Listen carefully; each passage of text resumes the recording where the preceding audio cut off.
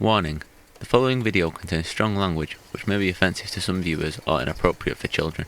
The content within this video is intended for mature audiences only.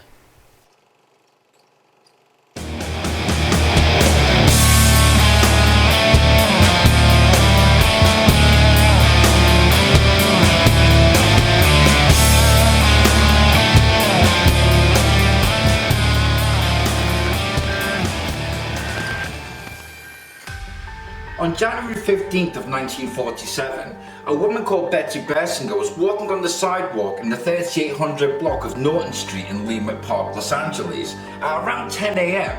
when she caught a glimpse of what appeared to be a department store mannequin lying in the weeds. The top half separated from the lower half. As she approached the mannequin, she very soon realized that it was actually the unclothed body of a dead woman. Officers Frank Perkins and Will Fitzgerald were the first to appear at the crime scene, and what they saw both shocked and appalled them. The body had been severely mutilated and in fact cut completely in half. The dead woman had been posed with her arms above her head and her face and breasts were slashed to bits. Rug burns were also found on her ankles and her legs were spread eagle with the letters BD carved into one of the thighs. The officers surmised that due to the lack of blood both on the body and around the scene, the woman must have been killed elsewhere and her body dumped in the lot sometime during the night or in the early morning. Upon the release of the news of the murder to the press, confessions began to pour into the police department, straining the resources of the LAPD homicide team, but none of the stories could ever be validated. To date, according to the LAPD, the case goes unsolved. The case remains on the back burner of the LAPD cold case file until some new writer eventually stirs up some renewed interest in a book or news report. The files are briefly opened once and again, but the lack of evidence and openness regarding Beth's life forced the case back into the depths of some filing cabinet within the Los Angeles Police Department building.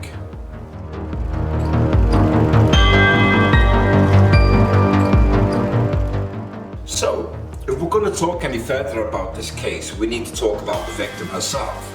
Her name was Elizabeth Shaw, dubbed by the media the Black Dahlia.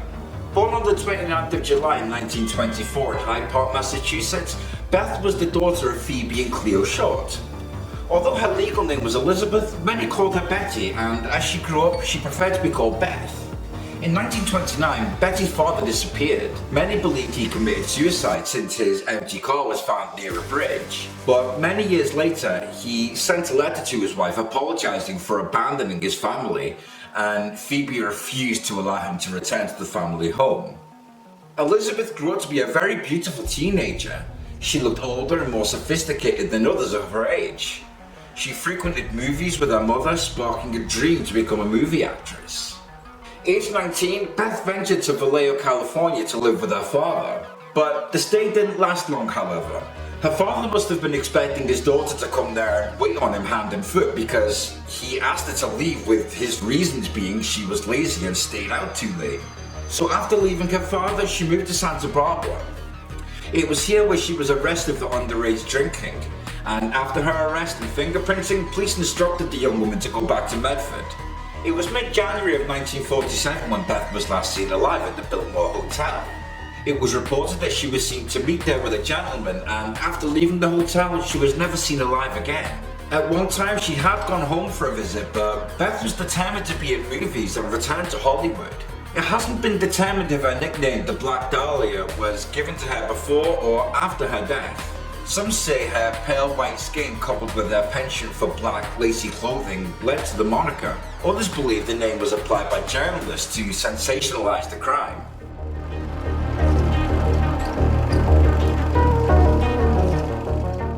So you have to understand that this is back in the 1940s. There was no CCTV or Find My Phone or anything like that. So this required real police work. Capturing a criminal takes a lot of hard work. So as the police continued their investigation, reconstructions of her last days pointed to several possible suspects, but subsequent investigations just never panned out. Okay, but why then?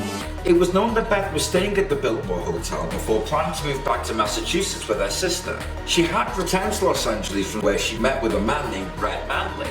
Manley Manley claimed that he could bring the young girl into films, but he was mostly interested in just breaking into, well, it wasn't films.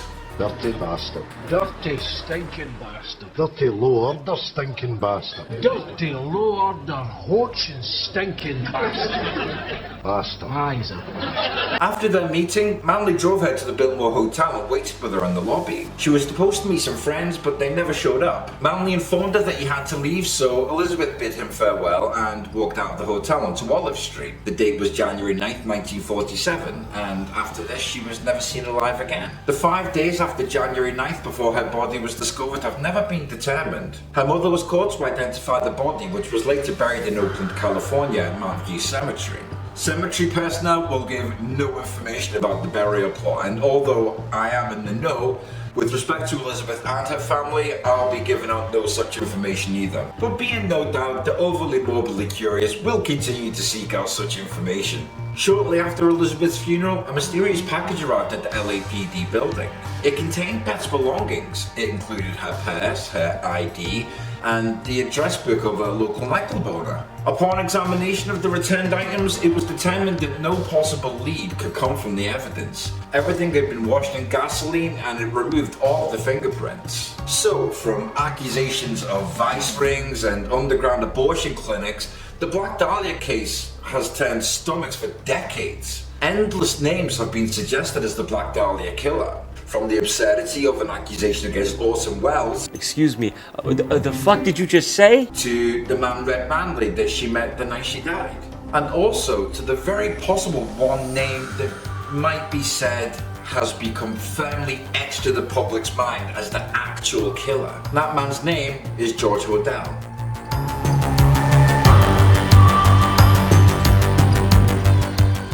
So let's talk about George Hodel.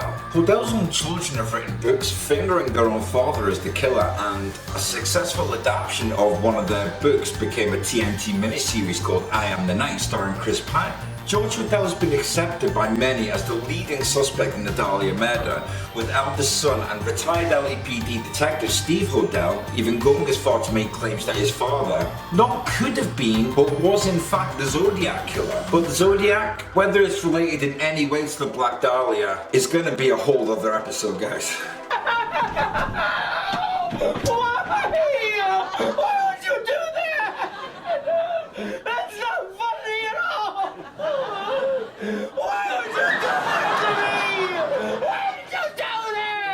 Come on guys, if I'm gonna do the Zodiac killer story any justice, then it's gonna need to be an episode all of its own, right? Yeah, I guess so, yeah. That's what I thought. Now, let's get back on track. Where were we? All I want to hear from your ass is, you ain't got no problem, Jules. I'm on the motherfucker. So, just who was George Hodel? And is he in fact the Black Dahlia murderer that has evaded LAPD's finders for the last 75 years? George Hodel was born on the 10th of October 1907 in Los Angeles. He was a child prodigy and had a genius-level intellect. Such was his mind, he reportedly scored 186 on an IQ test, 1 point higher than Albert Einstein.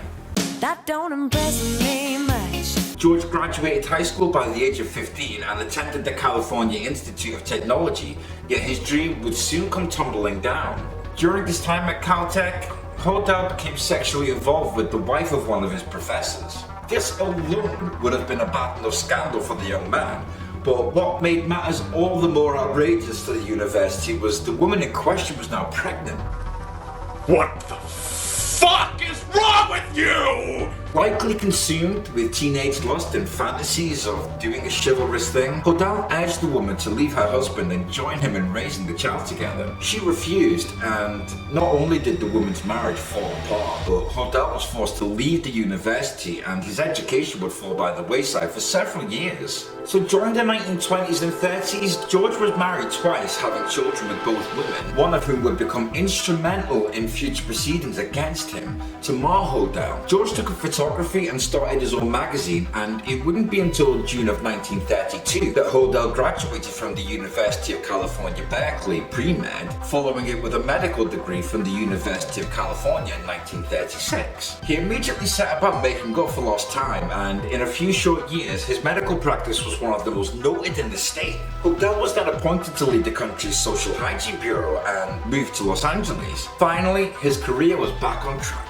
George was fascinated with art, and particularly surrealism, the movement that developed toward the end of around World War I. The genre frequently utilized irrational themes of differing realities, bringing forward feelings that might be considered erotic, unsettling, illogical, or even violent. Centered on the unconscious, George enjoyed the darker aspects of the movement, alongside the general decadence of the Hollywood art scene in general. He was already friends with the film director John Huston from his teenage years, and George made new friends during this period in his life, and he met the photographer Man Ray, whose work he admired, though they weren't friends as some accounts claim. George was eagerly welcomed into these circles, and in 1940 he married Huston's ex-wife, Dorothy Harvey, and they had 3 children together. However, George was in no way ready to settle down. In fact, quite the opposite. Not only did his wife Dorothy live at George's striking mansion in Los Angeles, but at varying times so did his ex-wife Dorothy Anthony and their daughter Tamar. At other times, his first wife Amelia lived at the property. Beyond his 3 wives, George regularly engaged in affairs across Los Angeles, few women lasting longer than a short period before George cast them aside. In 1949, witnesses stated that one of these women was a Black Dahlia. And it has to be noted as well that it is of course shortly after Beth was reported to have been seen with George that she would turn up dead.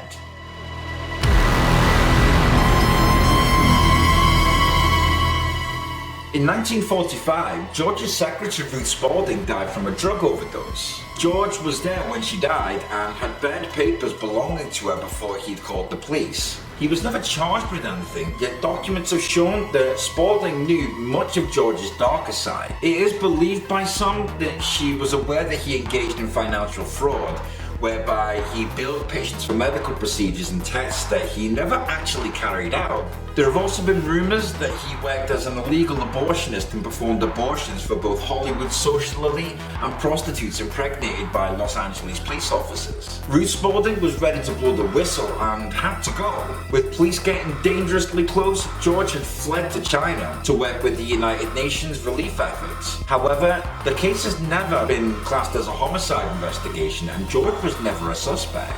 Equally though, claims of doctors regularly performing illegal abortions are mostly legend. Those who had attained the level of success that George had wouldn't even consider carrying out that procedure. Discovery would destroy their careers, and most abortions were carried out by students, nurses, and those involved with medicine who actually became doctors. The law went against around George in 1949 when his 14-year-old daughter Tamar accused him of incest and molestation. She alleged that she got pregnant following a rape and that her father had given her one of these back alley abortions that some said he regularly performed on others. She also alleged that he forced her to perform oral sex on him, and that photographer Man Ray had taken nude photos of her as a child. Investigations into Tamar's allegations revealed that she also accused her father of killing Elizabeth Short. Investigators discovered that no less than 8 witnesses could put Elizabeth in George's company,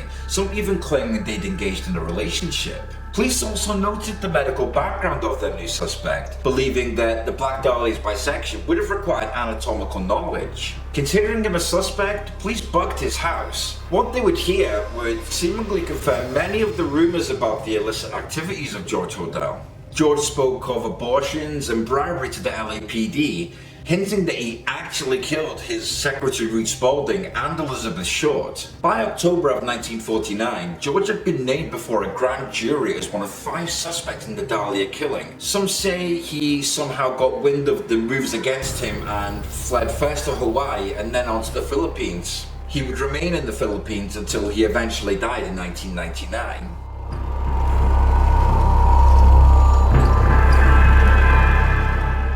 George's link to the Black Dahlia case was almost forgotten to criminal history until his son, Steve Hodel, began investigating his past after his father's death. A former Los Angeles police detective himself, Steve discovered photo albums he believes shows the Black Dahlia, though others denied the women in the photos were sure, including her family. Whether or not what Steve found was true or not, Steve's investigations finally revealed his father's links to the crime, and he published this in a book called The Black Dahlia Avenger in 2003.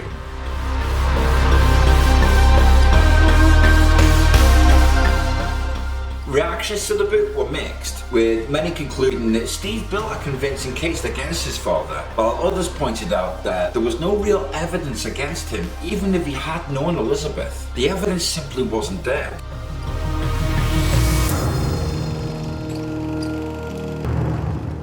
So while there were certainly indications that George was involved in the Black Dahlia case, Steve Hodel brought his own conclusions into doubt with other wild theories surrounding his father's to-be-proven murderous activities. His other books, firstly, Most Evil was published in 2009, The Black Dahlia Avenger 2 was published in 2012, Most Evil 2 in 2015, and lately The Black Dahlia Avenger 3 in 2018. In many respects, these books weakened the case against his father by accusing him of variously being the Chicago lipstick killer, the Manila jigsaw killer, and even the Zodiac killer. These are all cases of huge interest to me that will be covered in future videos, I promise. But that said, I don't think it's likely, if at all, that George Hodel had any involvement in these cases.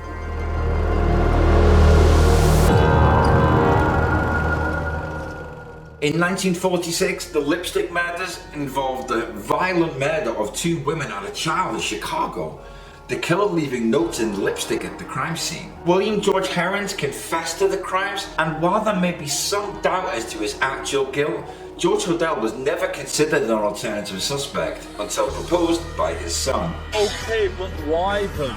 Steve's theory, in my eyes, suggests that Elizabeth Short was some kind of private detective who was investigating the killings in Chicago and maybe got too close to the truth, creating a motive for her killing. Similarly, Steve Hodel's accusations that his father was the Zodiac killer failed to live up to scrutiny. One of the few unsolved American crimes to rival the Dahlia case for notoriety is the Zodiac, but he has a completely different MO to the Black Dahlia, and to again say that they were the work of just one man makes no sense. Steve, if I'm wrong, I apologize, but personally, I can't make sense of this connection at all. In 2013, a cadaver dog found the faint smell of human remains at 4 points of the Hodel house's basement, the exact location that Steve alleged his father murdered and bisected Elizabeth Short. Subsequent analysis of soil taken from the front and back of the house contained numerous markers of a decompositional event, and that this event had been human specific. While the results could be suggestive, it should be noted that the results of the decompositional event were dated anywhere between 20 and 100 years old as of 2014, meaning that this event could have predated the building of the house. And George Hodel only lived at the property between 1945 and 1950. There are 2 George Hodels. There is the cunning and elitist criminal mastermind George Hodel. You crafty little bastard.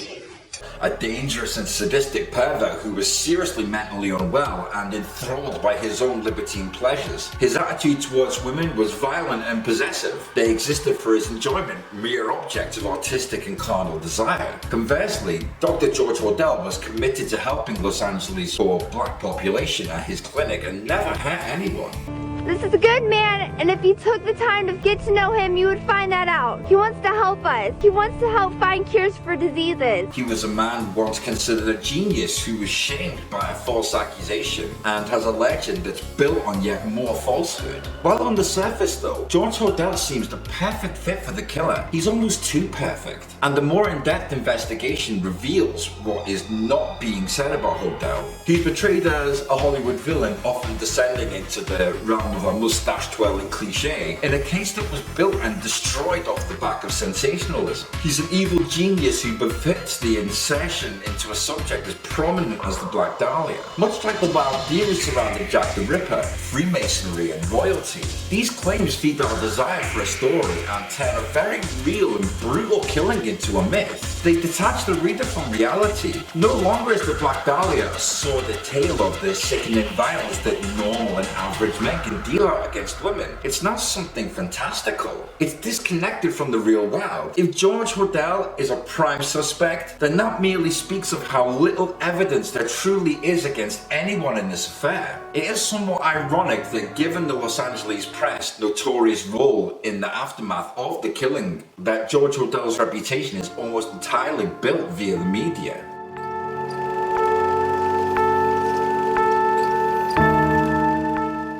Professor Ann Redding, a criminologist at Santa Barbara City College, who lectures on the Black Dahlia, says, all the evidence points to her life spiraling downward following the death of her then boyfriend Matthew Gordon, a major in the US military who sadly died in a plane crash in the line of duty. His death crushed her, and at the time she was last seen alive, Elizabeth Short was a desperately depressed soul. It also gives some insight into her plight at the time of her death, stating that she had bad lower teeth with fingernails due to the quake.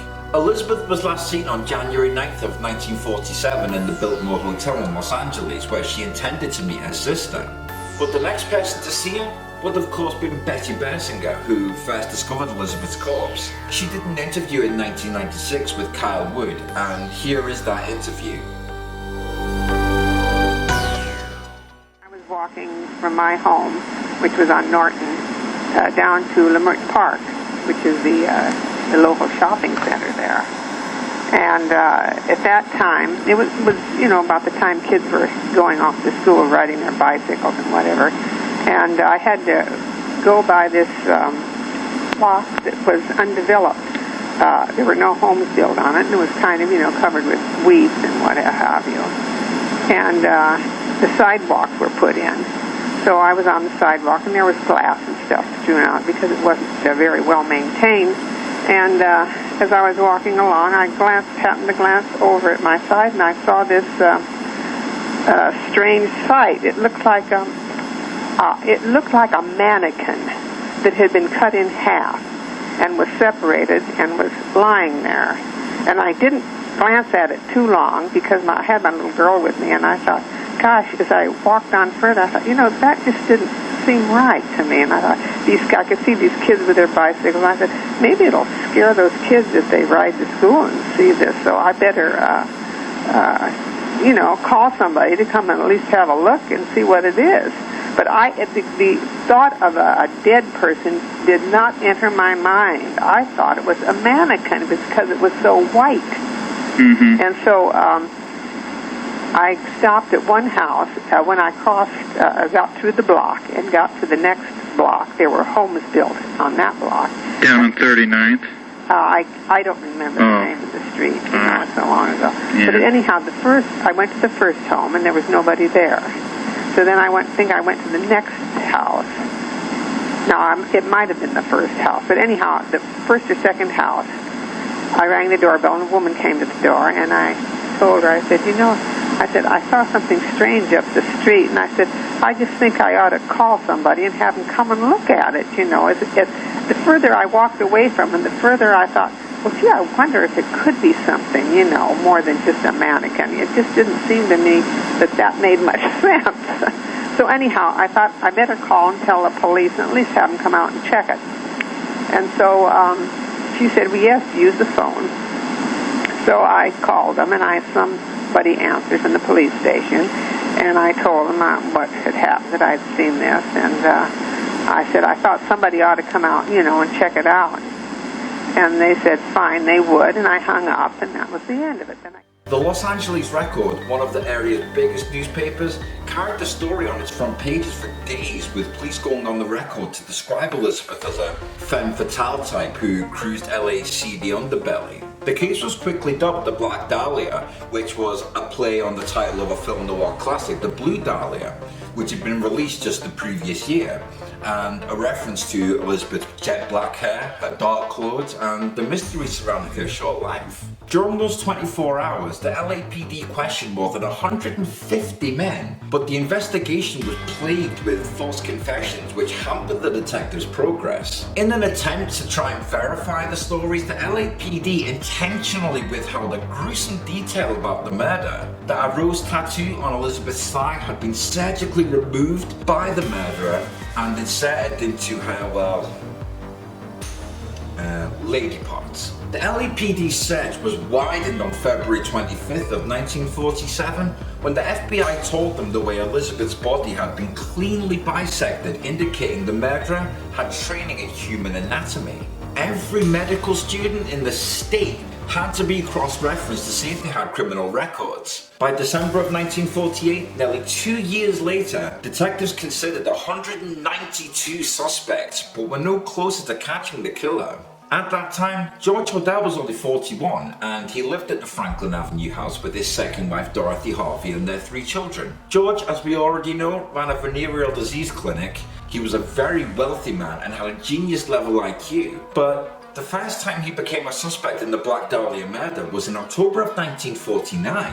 Something that is key to this case are the claims that were made by George Hodel's daughter, Tamar. Tamar said that he was guilty of the murder, but her claims were ignored. And earlier that year, his 14-year-old daughter had accused him of raping her. During that trial, his defense attorney announced that Tamar had said her father was the Black Dahlia murderer, and that he had lust for blood, and that he was insane. That comment sealed the defense's argument that Tamar was a pathological liar and helped George get acquitted. Tamar, meanwhile, was sent to juvenile hall, where she became pregnant, and a year later she gave birth to her daughter Fauna, who was then adopted.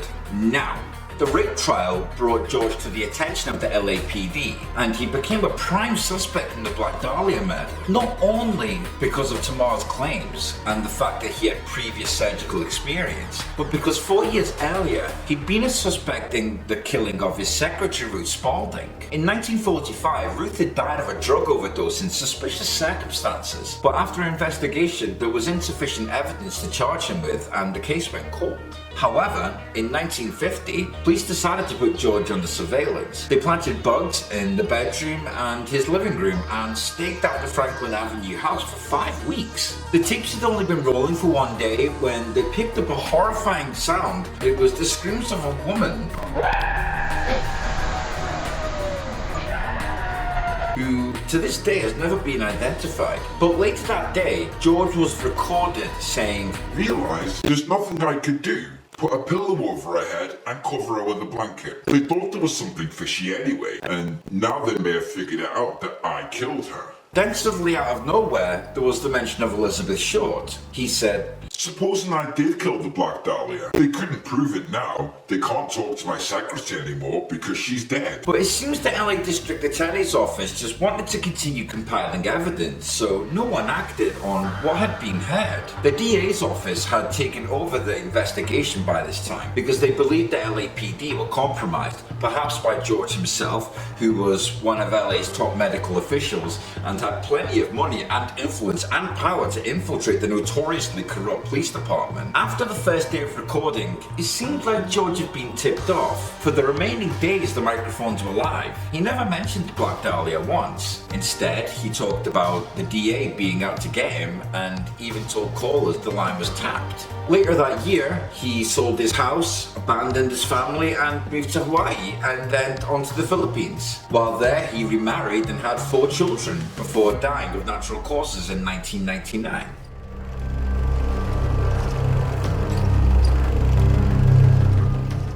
It was Steve who discovered the link between Man Ray's photography and Elizabeth's mutilated body. Man Ray was the Hodel family photographer. He and George were close friends and ran in the same circles. Steve also discovered that 2 of Man Ray's photos, Les Amoureux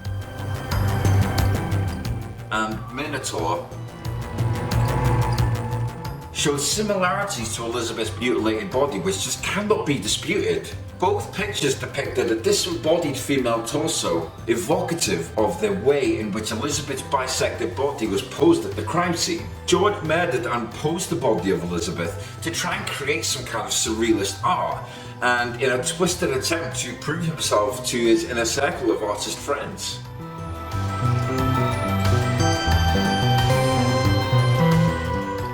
So while we're on the subject of Man Ray, let's talk about this guy, because if what's believed to have happened is in fact true, it makes him a pivotal part of this puzzle. 2 original Man Ray artworks are currently on display at Harvard's Fogg Art Museum. The first is a photograph taken by Man Ray of his good friend Dr. Hodel upon his return from China in September of 1946. The second is a lithograph portrait of an unknown woman drawn by Man Ray in 1970.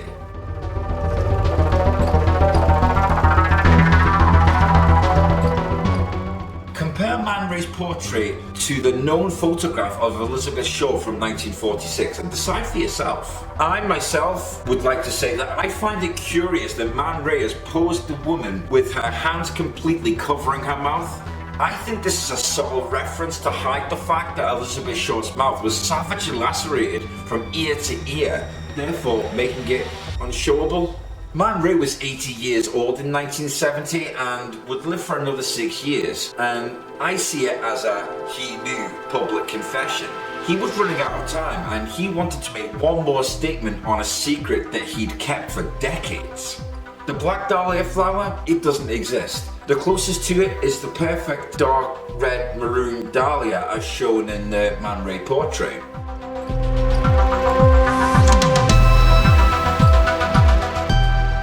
I firmly believe that despite Steve's wild accusations in his later books that his dad was the Zodiac Killer, based on the evidence that he was himself able to uncover sheds a whole new light on the case, and all fingers point directly to George Hodel as the culprit. That said, I don't believe he acted alone. I believe Man Ray had more to do with it than perhaps we'll ever know. But that's just my point of view. What do you think?